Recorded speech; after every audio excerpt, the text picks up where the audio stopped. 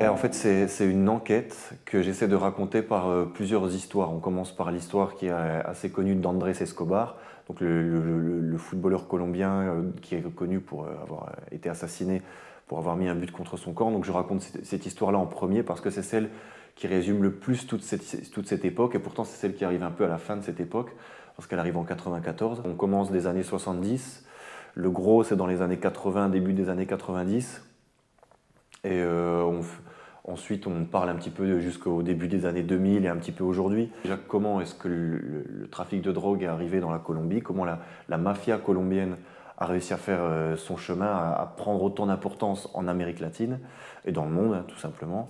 Et ensuite, comment est-ce elle a pénétré le foot, et ensuite comment elle a endommagé le foot. Moi, j'ai pas voulu romancer parce qu'en fait, je me suis rendu compte que l'histoire était déjà incroyable à la base et qu'il n'y avait pas besoin d'en rajouter. En fait, il n'y a pas besoin de rajouter plus de sang à ce qu'il y avait.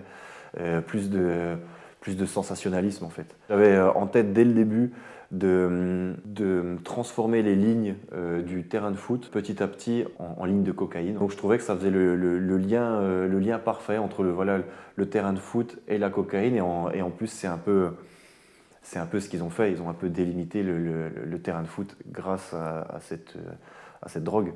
Le sacrifice de ce livre, c'est que je savais qu'en le sortant, je disais définitivement adieu à un pays qui m'a appris énormément, à un pays qui est magnifique et qui a changé ma vie pour toujours. Maintenant, je suis passionné de la Colombie et de l'Amérique latine grâce surtout aux Colombiens. Contrairement à ce qu'on peut croire, c'est pas que pour les amateurs de foot, parce que même si on comprend rien au foot, on comprend le bouquin.